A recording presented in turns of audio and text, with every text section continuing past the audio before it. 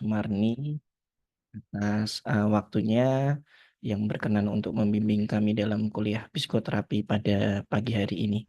Jadi untuk psikoterapi pada pagi hari ini kami akan membawakan judul dengan logoterapi yang nantinya akan dibawakan oleh saya, Dr. Emi, Dr. Mufti, dan Dr. Agustin. Ya, mohon izin saya mulai, Jai Bunje. Jadi untuk outline-nya, yang pertama kita akan membahas tentang sejarah dan asal mula logoterapi. Yang kedua kita akan membahas tentang definisi logoterapi. Dan yang ketiga kita akan membahas tentang tujuan logoterapi. Kemudian kita akan membahas tentang indikasi logoterapi. Lalu kita akan membahas tentang konsep dasar logoterapi. Dan yang keenam kita akan membahas tentang teknik logoterapi. Yang ketujuh kita akan membahas tentang kelebihan dan kekurangan logoterapi. Dan yang terakhir nanti akan ada role play. Jadi untuk tujuan pembelajaran pada psikoterapi pada pagi hari ini, yang pertama kita akan mampu menerangkan definisi dari logoterapi itu sendiri. Yang kedua, kita juga mampu menjelaskan tentang konsep dasar logoterapi itu sendiri. Kemudian kita juga harus mampu mendemonstrasikan logoterapi. Dan yang keempat, kita mampu menerangkan kelebihan dan kekurangan dari logoterapi. Dan yang terakhir, kita mampu menerapkan logoterapi itu sendiri. Ya, kita mulai dari awal tentang sejarah dan asal mula logoterapi. Jadi logoterapi ini dikembangkan yaitu oleh Viktor Frankl yang seorang psikiater dari Austria. Beliau memberikan konsep logoterapi pertama kali dipopulerkan melalui buku Man's Search for Meaning pada tahun 1946 yang isinya tentang refleksi pengalaman di kamp konsentrasi Nazi selama Perang Dunia Kedua. Dan logoterapi ini nantinya dipengaruhi oleh filosofi dari eksistensialis, yaitu menekankan kebebasan individu untuk menemukan makna hidup meskipun dalam situasi sulit atau tanpa harapan. Untuk definisi dari logoterapi, jadi istilah logoterapi ini nanti diambil dari kata dasar dalam bahasa Yunani yaitu logos yang berarti makna dan terapi artinya penyembuhan atau pengobatan.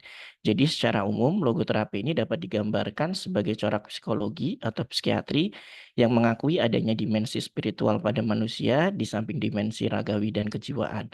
Serta makna hidup yaitu the meaning of the life dan hasrat untuk hidup bermakna atau the will to meaning. Dan merupakan motivasi utama manusia guna meraih taraf kehidupan bermakna atau biasa disebut dengan the meaningful life yang didambakan. Untuk tujuan logoterapi itu sendiri, yang pertama adalah memahami adanya potensi dan sumber data spiritual yang secara universal ada pada setiap orang terlepas dari ras, keyakinan, dan agama yang dianutnya. Yang kedua, tujuannya adalah menyadari bahwa sumber-sumber dan potensi itu sering ditekankan, terhambat, dan diabaikan bahkan terlupakan. Dan yang terakhir, tujuannya adalah memanfaatkan kekuatan tersebut untuk membangun kembali dari penderitaan untuk mampu tegak, kokoh dalam menghadapi berbagai kendala dan secara sadar mengembangkan diri untuk meraih kualitas hidup yang lebih bermakna.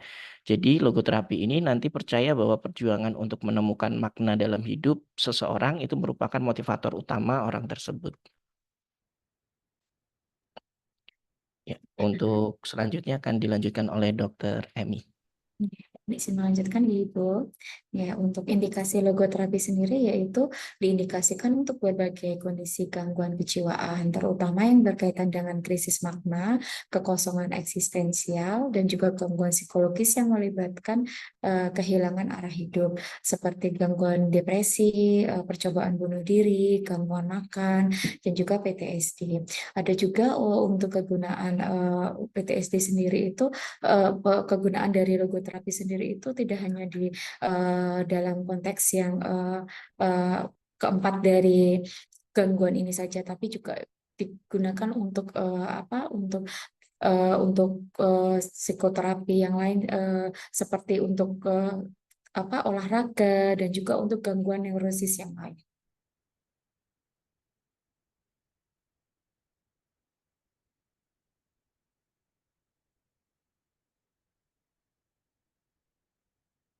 Ya, konsep dasar dari logoterapi sendiri itu menurut Frankl dan Lukas itu logoterapi itu bertumpu pada tiga pilar dasar, yaitu yang pertama yaitu makna hidup atau yang dalam prinsip dasar itu filosofi, yang kedua adalah kebebasan berkehendak yaitu prinsip dasarnya antropologis, dan yang ketiga yaitu kehendak untuk bermakna. yang ini yang tadi antropologi yaitu the freedom of will, untuk psikoterapinya will to meaning, dan juga filosofinya meaning of the life. Uh, Untuk selanjutnya, konsep dasar sendiri ini dijabarkan, yaitu yang pertama yaitu makna hidup. Dari makna hidup, makna hidup yaitu logoterapi sebagai filosofi. Itu artinya yaitu yang pertama meaning of life, yaitu menurut logoterapi hidup selalu bermakna. Bahkan dalam situasi yang paling sulit sekalipun tidak ada keadaan yang bisa menghilangkan makna dari hidup kita. Dan juga yang lain yaitu setiap pengalaman mempunyai makna yang berharga. Itu artinya semua hal dalam hidup itu, baik itu besar maupun kecil, menyimpan makna yang berharga. Terkadang makna itu tersembunyi dan membutuhkan waktu bagi kita untuk menemukannya. Selanjutnya yaitu tentang artinya yaitu tentang keterbatasan, bukan merupakan halangan. Yaitu manusia mengalami keterbatasan dalam memahami makna hidup sepenuhnya. Namun justru tantangan itulah yang membuat kita terus mencari dan menemukan makna dalam setiap momen tersebut. Eh, untuk makna hidup yang selanjutnya yang dijabarkan yaitu sebagai intuisi, yaitu intuisi itu kemampuan alami bawaan yang membantu kita merasa bahwa hidup ini bermakna. Artinya apa? Yaitu kesadaran awal bahwa hidup kita itu bermakna dan bahwa keberadaan kita di dunia ini diinginkan. Ya, yang selanjutnya yaitu tentang kebebasan dalam memilih sikap. Artinya apa? Yaitu dalam logoterapi ini manusia ini memiliki kebebasan yang untuk secara sadar ini memilih sikap terhadap setiap peristiwa dalam hidupnya, yang artinya yaitu memungkinkan kita menemukan makna dalam berbagai situasi. Untuk konsep yang kedua yaitu freedom of will, yaitu fondasi antropologis dari logoterapi, yaitu yang pertama memiliki kebebasan untuk memilih, yaitu manusia tidak sepenuhnya ditentukan oleh faktor biologis atau psikologis, atau yang kita biasa sebut yaitu determinisme.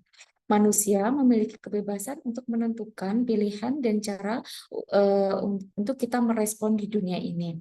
Yang kedua yaitu manusia adalah makhluk yang kompleks, atau yang artinya yaitu apa? Yaitu reduksinisme, yaitu menyederhanakan perilaku manusia, yaitu apa? Mengabaikan kompleksitas perilaku manusia. Pendekatan ini berisiko mengabaikan makna yang lebih besar di balik segala tindakan dan juga keputusan manusia. Nah, selanjutnya yaitu ilmu pengetahuan manusia itu terbatas, yaitu dalam ilmu pengetahuan mayoritas kita hanya melihat dan mempelajari sesuatu dari satu dimensi atau satu perspektif saja. Contohnya menginterpretasikan perilaku manusia hanya berdasarkan dari eksperimen hewan. Hal ini tidak bisa menjadikan kita tidak bisa menangkap kompleksitas sebenarnya dari perilaku manusia. Yang selanjutnya yang keempat yaitu membuat pilihan berdasarkan nilai, yaitu manusia memiliki kebebasan untuk memilih dan menjalankan nilai-nilai sehingga mewujudkan nilai tersebut dalam berbagai tindakan. Yang selanjutnya yaitu eksistensi manusia yang dinamis, yaitu eksistensi manusia adalah proses yang tidak statis. Artinya apa? Kemampuan untuk selalu berubah dan melampaui kemampuan sebelumnya. Manusia tidak terjebak dalam satu cara hidup, melainkan selalu memiliki kemampuan untuk berubah, berkembang, dan juga memilih tujuan yang lebih besar dari sekedar kebutuhan fisik atau psikologis. Yang selanjutnya akan dilanjutkan oleh Dr. Mufti. Baik, terima kasih Dokter Emi. Mohon izin untuk melanjutkan, Bu. Untuk konsep dasar yang ketiga yaitu the will to meaning. Artinya di mana logoterapi ini sebagai konsep dasarnya itu sebagai teori dari psikoterapi. Di mana yang pertama logoterapi ini dalam aspek psikoterapi adalah bentuk psikoterapi yang berfokus pada pencarian makna hidup dengan prinsip bahwa makna hidup yang dapat ditemukan bahkan dalam situasi atau penderitaan atau sedang menghadapi tantangan yang tersulit, kita bisa menemukan salah satu atau banyak dari makna hidup. Kemudian yang kedua yaitu will to meaning, dalam bahasa Indonesia yaitu kehendak untuk bermakna, di mana artinya adalah motivasi utama manusia, di mana untuk melampaui keinginan atau kesenangan atau kekuasaan. Untuk menemukan makna hidup dapat memungkinkan seseorang untuk menghadapi penderitaan atau tantangan dengan ketabahan dan menemukan arti dari kehidupan manusia tersebut. Kemudian yang ketiga, Frankel Cross. Frankel Cross ini adalah istilah di mana manusia bisa membedakan antara keberhasilan dan kegagalan serta disertai dengan apakah pada saat mendapatkan keberhasilan atau kegagalan tersebut dia mendapatkan makna atau malah keputusasaan. Di mana secara gamblangnya untuk kesuksesan ini apabila dia tidak bermakna dapat mengarah pada kehampaan. Namun sebaliknya apabila kita mengalami kegagalan, namun kita dapat menemukan makna di balik kegagalan tersebut, hal tersebut bisa mencegah keputusasaan terjadi pada diri kita. Kemudian yang terakhir dari konsep the will to meaning adalah makna sebagai dari kunci kesehatan mental, di mana manusia apabila mengejar kebahagiaan, kekuasaan, atau kesuksesan sebagai tujuan seringkali tidak memuaskan apa yang kita inginkan. Namun sebaliknya, jika kita mendapatkan makna hidup dalam proses pengejaran kebahagiaan dan kesuksesan itu, hal tersebut dapat membantu kita untuk mencegah gangguan mental seperti depresi dan kecemasan, serta dapat memberikan ketahanan atau resilien terhadap penderitaan yang terjadi. Nah, untuk proses logoterapi ini ada empat tahap utama dalam prosesnya. Di antaranya yang pertama yaitu distance from system. Ya, mohon maaf, distance from symptom, di mana kita mengambil jarak terhadap gejala. Dengan mengambil jarak terhadap gejala, kita mampu menyadarkan penderita bahwa gejala itu tidak sama dengan dirinya, tapi merupakan suatu kondisi yang dapat dikendalikan oleh penderita tersebut. Kemudian yang kedua, kita melakukan modification of attitude, yaitu modifikasi sikap, di mana proses ini bisa membantu penderita mendapatkan pandangan baru terhadap diri serta kondisi yang dialaminya, sehingga penderita dapat menentukan sikap baru dalam menentukan arah dan tujuan hidupnya. Kemudian yang ketiga, yaitu pengurangan gejala atau reducing symptom, di mana teknik ini kita akan menerapkan teknik-teknik logoterapi untuk menghilangkan gejala secara keseluruhan atau sekurang-kurangnya bisa mengurangi dan mengendalikan gejala yang dirasakan oleh penderita. Perubahan yang diharapkan pada sikap selanjutnya adalah kita dapat memberikan umpan balik yang positif yang membantu seseorang untuk lebih terbuka sehingga pasien atau klien tersebut menemukan makna baru pada situasi yang dihadapinya. Kemudian yang keempat, orientation toward meaning, yaitu di mana orientasi terhadap makna itu kita membahas bersama nilai-nilai dan makna hidup yang secara potensial tersimpan atau tersembunyi di kehidupan pasien, dan terapis ini juga berperan untuk membantu pasien dalam memperdalam, memperluas nilai-nilai yang dimiliki pasien dan mengajarkannya menjadi tujuan yang lebih konkret dalam kehidupan pasien. Nah, kemudian dalam membahas makna tersebut biasanya menggunakan Socratic Dialogue, yaitu suatu pembicaraan yang membantu pasien dalam menemukan makna hidupnya dengan menggunakan kemampuan fantasi, mimpi pasien sendiri untuk menjadi salah satu tujuan yang lebih konkret dalam kehidupan pasien. Next, mohon izin untuk selanjutnya akan dibacakan oleh Dr. Agustin.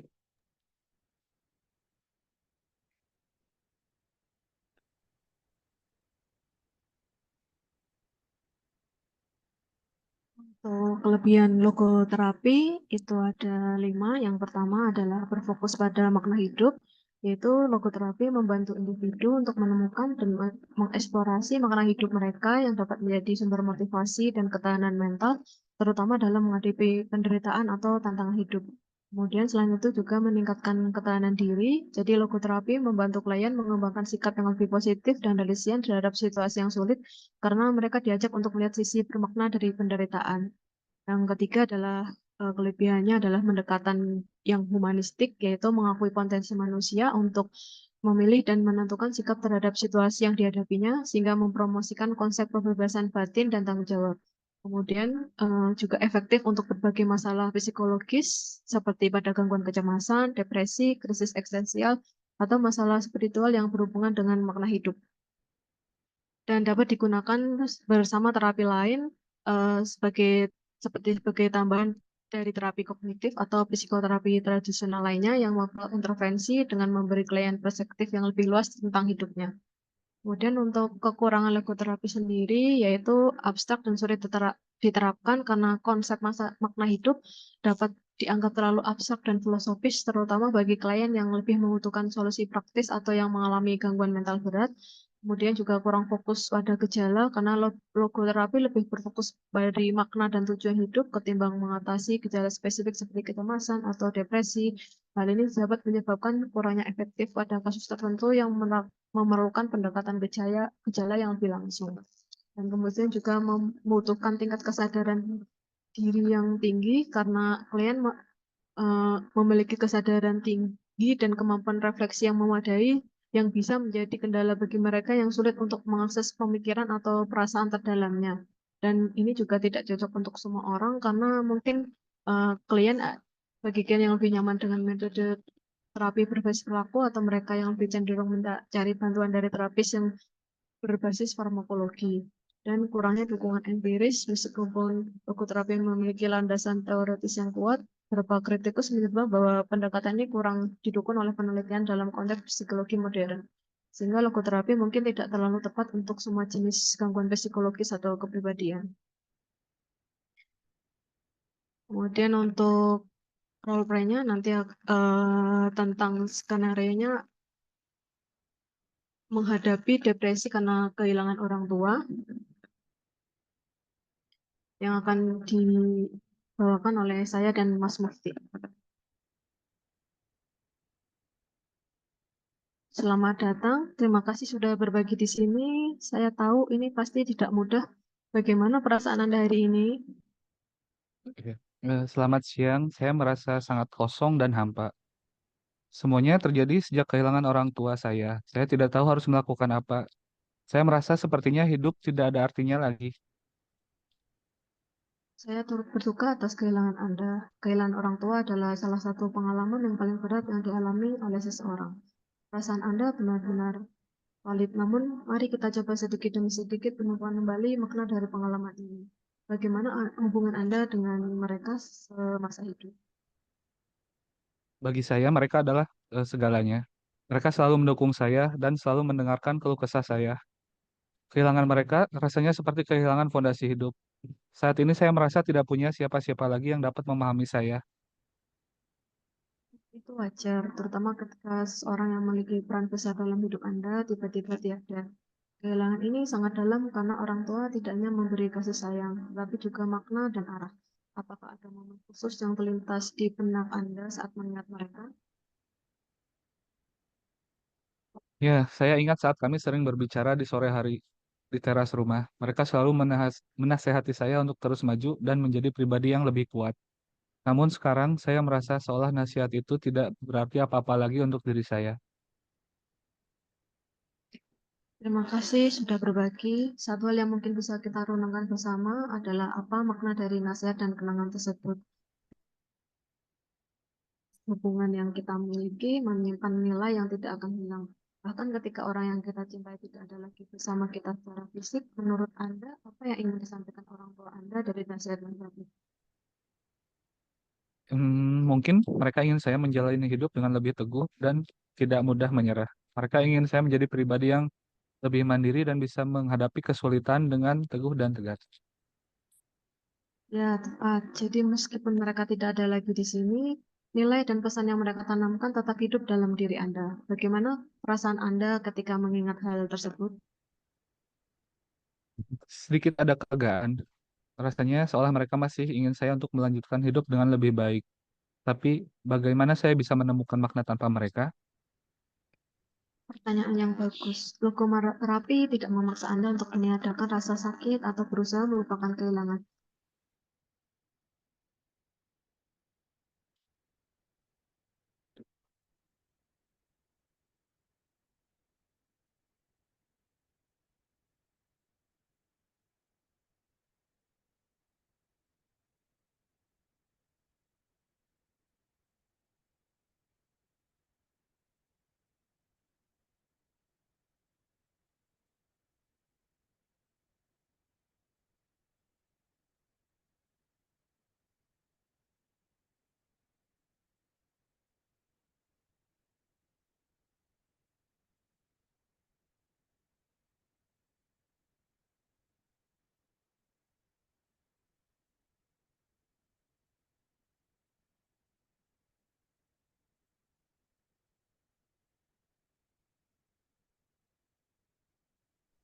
Oke, mohon maaf Mas dan Mbak, terjadi kendala teknis, mohon izin kami koordinasikan kembali.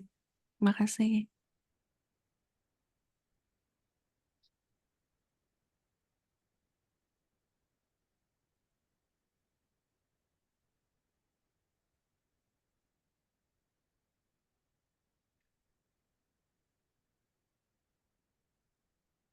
Yang bagus, logoterapi tidak memaksa Anda untuk meninggalkan rasa sakit atau melupakan kehilangan, tapi justru mengajak Anda untuk menemukan makna di balik rasa sakit itu, berdasarkan tentang kenangan bersama orang tua Anda, apa hal-hal yang mereka ajarkan yang masih bisa Anda wujudkan dalam hidup Anda sekarang. Mereka mengajarkan saya untuk menjadi orang yang lebih baik dan memberi makna bagi orang lain. Mereka selalu membantu siapapun yang membutuhkan. Namun sekarang saya merasa tidak melakukan apa-apa dan seolah merupakan ajaran dari mereka.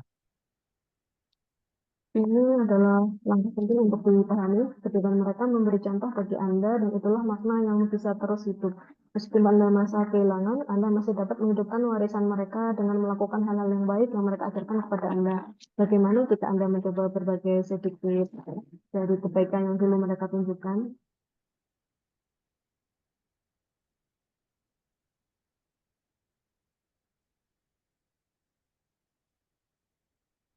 Menurut Anda, hal itu bisa membantu saya? Saat ini saya merasa tidak punya kekuatan lagi untuk melakukan apapun. Tidak harus langsung besar, bisa dimulai dari hal-hal kecil yang mungkin dulu sering Anda lakukan bersama orang tua Anda atau yang orang tua Anda lakukan untuk Anda misalkan menawarkan bantuan kepada seseorang yang membutuhkan atau sekedar mendengarkan orang lain yang sedang merasa sedih. Dengan begitu Anda tidak hanya menang mereka tapi juga melanjutkan makna yang mereka berikan dalam hidup Anda. Jadi, menurut Anda, walaupun mereka tidak ada lagi saat ini, saya masih bisa merasakan kedekatan dengan mereka lewat tindakan yang saya lakukan. Benar, Anda menciptakan makna baru dari kenangan dan ajaran mereka. Meskipun rasa sakit kehilangan tidak akan sepenuhnya hilang, Anda dapat menemukan cara untuk mengamati mereka. Ingat, makna dalam hidup tidak hilang hanya karena ada penderitaan. Makna itu selalu ada, hanya mungkin terkubur oleh rasa duka yang dalam. Saya belum pernah memikirkan seperti itu. Namun, mungkin saya bisa mencobanya. Saya takut melupakan mereka jika sudah mulai menjalani hidup kembali nantinya. Ketakutan itu wajar, tetapi ingat, menghormati mereka bukan berarti terus terjebak dalam kesedihan. Menghormati mereka berarti menghidupkan kembali nilai-nilai yang mereka tinggalkan. Hidup Anda dengan segala kebaikan dan upaya Anda adalah cara terbaik untuk menghormati kenangan mereka.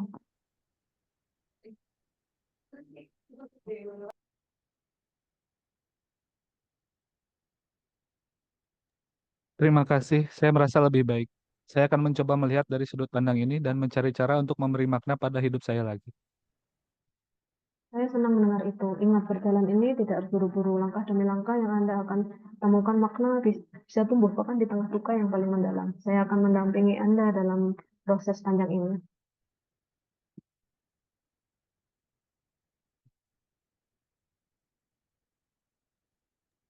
Terima kasih banyak. Saat ini saya merasa perasaan saya sedikit lebih ringan daripada sebelum melakukan terapi. Sama-sama, kita akan lanjutkan sesi ini untuk menggali lebih dalam lagi. Saya yakin Anda akan menemukan kekuatan baru dari makna yang Anda ciptakan.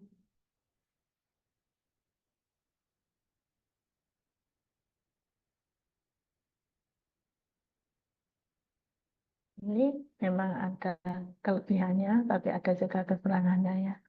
Untuk orang bisa memaknai hidup itu sendiri, pandai-pandainya kita untuk mengarahkan. Jadi dia menemukan sendiri makna hidupnya, tetapi kita sebagai terapis, kita mengarahkan untuk kalau seperti itu, Anda mendapatkan, misalnya, saya tidak lulus. Terus maknanya apa? Saya menjadi sadar bahwa belajar itu memang penting. Selama ini saya pikir saya dengan datang kuliah, dengan baca sering kenanya itu saya bisa lulus, ternyata tidak. Terus berarti saya tidak bisa mengabaikan eh, arti dalam belajar itu sendiri. Belajar kan dari memasukkan referensi kemudian mengeluarkan itu berlaku, sehingga di dalam kehidupan saya pun juga harus begitu melihat situasi kemudian saya mencernanya saya belajar dari situ, itu ada artinya bagi saya. Itu dia sendiri yang seperti itu, ya. Jadi kita hanya mengarahkan saja, tapi pasien sendiri. Sehingga faktor subjektivitas dari pasien yang kita harus mengikuti, karena pasiennya kan subjektif ya. Karena kan filosofi hidup semua orang kan berbeda-beda, kita harus mengikuti. Jadi itu mungkin kesimpulannya begitu ya. Mungkin saya ya Pak ngomong, kalau bikin PowerPoint mungkin jangan banyak-banyak poinnya aja ya. Nggak apa-apa ya, itu bagus, cuma karena kan enaknya kalau banyak itu sambil ingat-ingat ya, tapi kalau nanti ada presentasi di mana-mana tentunya itu harus diperhatikan. Baik. Pernah menemukan kasus-kasus yang pantasnya di logoterapi itu ya dalam kehidupan sosial, jadi berteman dan lain-lain gitu, mesti pernah. Cuma Sepertinya saya sendiri, dokter. Ibu. Oh, enggak suka diceritakan. Iya Ibu, jadi kan apa namanya, pernah saya tidak hanya PPDS gitu Ibu, tapi waktu itu saya mau mendaftar CPNS. Jadi waktu itu saya memang pada waktu masih tugas di Jayapura itu saya mencoba 2 kali Bu, dan itu belum berhasil. Nah terus sempat ngedown gitu, terus akhirnya saya juga karena waktu itu juga ada masalah keluarga, terus waktu itu saya mungkin di psikoterapi seperti ini gitu Ibu, dengan psikolognya waktu itu. Jadi apa waktu itu saya disuruh menceritakan kronologinya, terus disuruh untuk sisi positifnya apa, nah seperti itu. Jadi memang waktu itu saya tidak apa ya, tidak psikolognya tidak menunjukkan sisi positifnya apa, tetapi saya memang disuruh untuk menggali sendiri, memaknai dari kegagalan itu untuk sisi positifnya apa, untuk bisa dikembangkannya untuk kedepannya apa, seperti itu. Jadi memang itu sebuah pengalaman yang harus kita memaknainya bukan hanya nggak enaknya saja, tapi juga ada sisi yang misalnya kita mendapatkan seperti itu. Saya waktu itu diajarinnya seperti itu.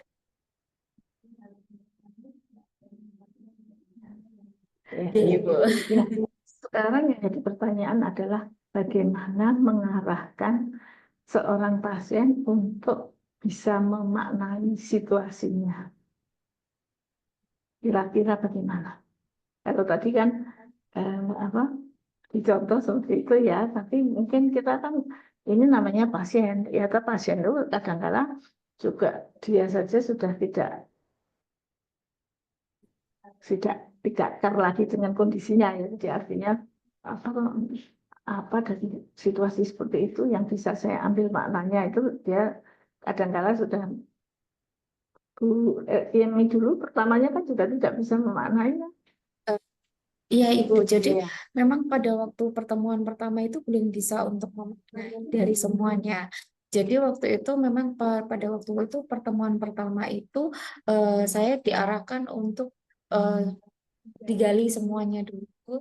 Terus pada waktu pertemuan kedua itu saya diberikan PR pada waktu itu untuk ini Ibu, untuk menulis sisi positifnya apa, sisi negatifnya apa. Nah, dari sisi positif dan sisi negatif itu, kemudian saya diarahkan untuk, loh ini loh ternyata untuk bisa ada makna tersembunyi dari semua kegagalan itu. Jadi memang tidak semuanya, tidak semua kegagalan itu akan menimbulkan penderitaan, tapi pasti akan ada sisi positifnya, seperti itu sih Bu. Jadi sisi positifnya adalah ini Bu. Jadi apa?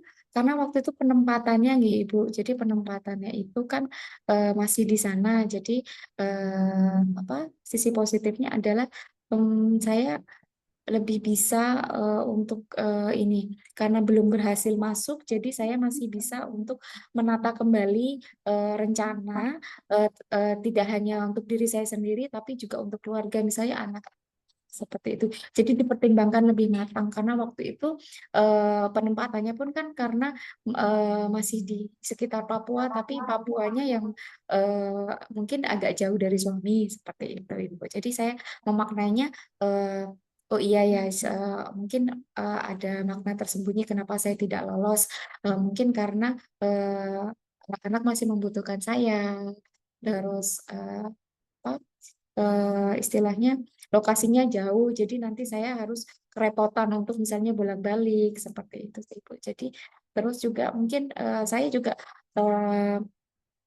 lebih ke apa ya, lebih ke oh ya mungkin belajarnya juga belum maksimal ya seperti itu sih Bu. Jadi tidak melulu kenapa sih saya gagal seperti itu, tidak, tapi di sisi positifnya diambilnya itu untuk ke depan, menata lebih ke depannya itu apa seperti itu sih Bu. Kita bisa memahami kondisi seperti itu tuh membuat saya jadi seperti ini gitu ya. Jadi bisa ngurus anak, jadi dapat tempat yang dekat dengan suami, malah bisa BPJS misalnya gitu. Baik, ya. Jadi mengarahkan pasien untuk dia memaknai itu tugasnya terapis, ya kan? Karena kadang-kala dia disuruh ngomong sendiri, dia tidak tahu apa makna dari itu. Nah, makanya logoterapi itu non psikotik, ya toh, kalau psikotik jelas jelas ya, neurotik pun susah, ya toh, tapi Jadi, lumayan. Tapi kalau udah psikotik sudah baik. Ada yang ikut nggak ada ya. Tapi sih banyak dokumentasi ada Ada pertanyaan atau masukan dari para residen? Monggo silakan. Halo. Oh iya.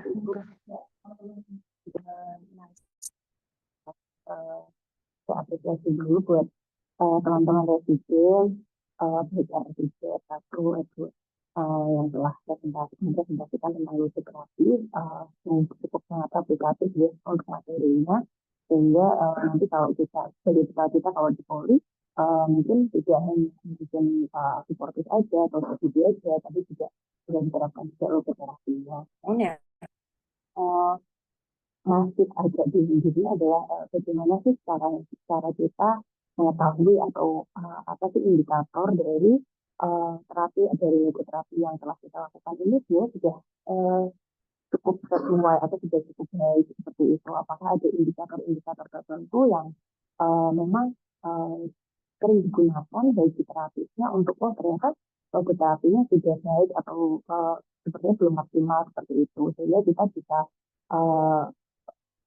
follow up atau untuk mengevaluasi kira-kira logoterapi ini apakah cocok untuk pasien kita atau logoterapi ini baiknya tidak digunakan pada pasien kita, nanti kita bisa beralih ke psikoterapi yang lain seperti itu. Mungkin dari teman-teman yang mungkin sudah membaca mengenai logoterapi ini mungkin bisa memberikan pencerahan terkait indikator dari keberhasilan logoterapi ini sendiri seperti apa, dan kapan mungkin mulai diterminasi dan kita beralih ke terapi yang lain setelah itu, atau mungkin bisa dikombinasikan dengan terapi-terapi atau psikoterapi yang lain. Misalnya pencerahannya gitu. Terima kasih. Terima kasih. Monggo silakan dijawab. Oke, non sewu. Terima kasih untuk Dokter Citra atas pertanyaan dari Dokter Citra.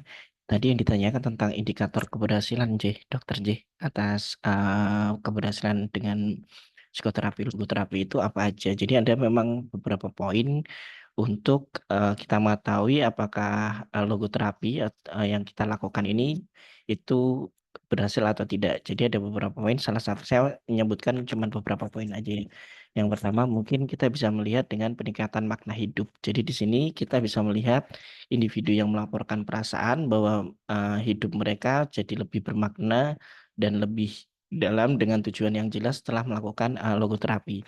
Yang kedua, itu bisa kita lihat dengan resiliensi yang lebih tinggi. Jadi individu ini akan menunjukkan kemampuan yang lebih baik untuk mengatasi kesulitan dan penderitaan dan merasa lebih kuat dalam mampu menghadapi tantangan. Dan mungkin yang ketiga, dia ada perubahan perspektif terhadap penderitaan. Jadi individu ini dapat melihat penderitaan sebagai kesempatan untuk pertumbuhan dan menemukan makna dalam pengalaman yang sulit setelah melakukan logoterapi tersebut. Jadi sebenarnya ada beberapa poin, mungkin saya menyebutkan hanya beberapa poin saja, seperti itu. Mohon arahannya, Ibu Sumarni. Gimana kalau sudah merasa terjawab? Terima kasih Mas Tegar. Jadi merangkum sedikit, berarti kurang lebih untuk indikator itu sendiri dikembalikan Ada tujuan dari logoterapi ini sendiri, sehingga cukup subjektif tergantung dari setiap pasien yang berbeda-beda, seperti itu Bu. Mohon arahannya itu. Jadi kan karena kita tahu ceritanya seperti contohnya Dokter Emi tadi ya. Jadi kejadiannya seperti apa, seperti apa, seperti apa. Sebetulnya harapannya itu seperti apa, sekarang kondisinya seperti apa. Itu pasien sendiri yang bisa menentukan, oh ya saya harusnya begitu, oh saya memang begitu. Makna kegagalan saya adalah seperti itu misalnya. Nah, itu dia sendiri yang menentukan sehingga memang bukan harus superior ya, tapi untuk pasien-pasien yang memang kecerdasannya normal, lebih baik yang normal ke atas, meskipun tidak menutup kemungkinan orang yang normal saja bisa, tapi kalau orang yang kecerdasannya kurang memang sulit untuk itu. Jadi kita menyimpulkan sendiri, misalnya saya pasiennya, saya menyimpulkan, oh dari kondisi seperti itu, saya positifnya ini. Dan itu memang pas untuk kondisi saya. Ya, seperti itu, Dokter Eni dulu, ya memahami ceritanya seperti ini, jadinya seperti ini, sehingga beliau bisa merasakan bahwa, oh kondisi saya yang seperti ini bisa jadi sampai masuk ke nanti kalau ada yang memahami tentang religiositas, ini memang Tuhan menghendaki seperti itu, tetapi bukan rasionalisasi ya, nanti kan itu bisa jadi salah kalau logoterapi itu memaknai, tapi bukan rasionalisasi. Oh ya, maknanya kegagalan saya itu adalah saya kurang belajar, saya tidak boleh jauh dari anak dan suami, saya akan ditempatkan tempat yang lebih baik daripada misalnya saya diterima dan lain-lain, itu dia menyimpulkan sendiri. Tapi untuk orang yang kecerdasannya normal ke atas, tentunya itu bisa dicapai sendiri. Ya terapis tinggal mengiyakan atau apa ya, meyakinkan ya, oke. Mungkin begitu. Jadi memang logoterapi ini kenapa dilakukan pada pasien-pasien bisa memerlukan insight diri yang cukup baik karena membutuhkan itu. Bisa mengambil manfaat dari situasi yang pahit itu pun dia ya tidak diterima itu kan pahit, meskipun akhirnya manis ya Bu Eminya. Artinya nggak diterima itu kok kasih contoh ya kan gitu. Tetapi akhirnya juga oh ya ternyata saya bisa mengambil kesimpulan bahwa saya kurang belajar, saya harus berperan sebagai ibu yang baik, saya harus pada istri yang baik, sehingga saya tidak diterima bukan sesuatu yang menyakitkan, tetapi itu ada artinya untuk saya sendiri gitu ya. Ya. Tapi kalau nanti terus pasiennya misalnya terus egosentris terus mau menangnya sendiri, kita punya kewajiban untuk yang namanya makna hidup itu makna untuk diri, untuk lingkungan, untuk keluarga. Kita juga punya kewajiban itu. Oh, jadi saya tidak diterima itu malah kebetulan ya karena saya nanti supaya nggak jauh dari orang tua. Misalnya seperti itu. Ya enggak, setiap orang tua juga berharap anaknya bisa berkembang. Ya, kalau itu kan maknanya bagi dia makna untuk egosentrisnya. Ya, itu kita juga punya kewajiban bahwa itu tidak boleh dan itu berarti yang lain, makna yang lain. Nanti dia akan menemukan dan itu yang sesuai dengan norma kehidupan, norma sosial, dan untuk dirinya dia sendiri.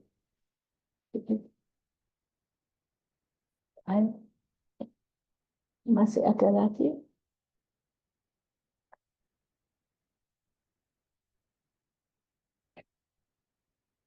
partisipannya baru sibuk karena ada acara. Baik, kalau begitu mungkin bisa disimpulkan Dokter Tegar, Dokter Emi, Dokter yang lain, para presentator. Oke. Baik, terima kasih Ibu. Jadi untuk kuliah psikoterapi pada siang hari ini dengan tema logoterapi, jadi ada beberapa hal yang kami dapat simpulkan. Jadi logoterapi ini memang adalah sebuah pendekatan psikoterapi yang dikembangkan oleh Viktor Frankl, di mana dalam prakteknya logoterapi ini nantinya dapat melibatkan refleksi diri, eksplorasi nilai-nilai, dan penemuan tujuan hidup yang lebih mendalam. Dan ini seringkali juga dalam konteks terapi untuk membantu individu untuk mengatasi masalah depresi, kecemasan, dan kehilangan. Dan beberapa logoterapi ini mempunyai banyak tujuan yang intinya dia dengan menekankan pencarian makna, logoterapi ini berusaha untuk membantu individu untuk menemukan kebahagiaan dan kepuasan dalam hidup meskipun mereka menghadapi tantangan. Dan pada logoterapi ini juga memiliki beberapa kekurangan, sehingga meskipun ada kekurangan, banyak orang yang menemukan bahwa logoterapi ini dapat menjadi alat yang berharga dalam perjalanan mereka untuk memahami diri dan mencari makna dalam hidup. Pendekatan ini nantinya seringkali akan dikombinasikan dengan metode terapi lainnya untuk hasil yang lebih komprehensif. Mungkin itu singkat dari logoterapi yang bisa kami jelaskan. Terima kasih. Mohon maaf apabila ada kesalahan dalam penyampaian presentasi. Dokter Tegar, para presentator yang lain, dengan ini acara kuliah tentang logoterapi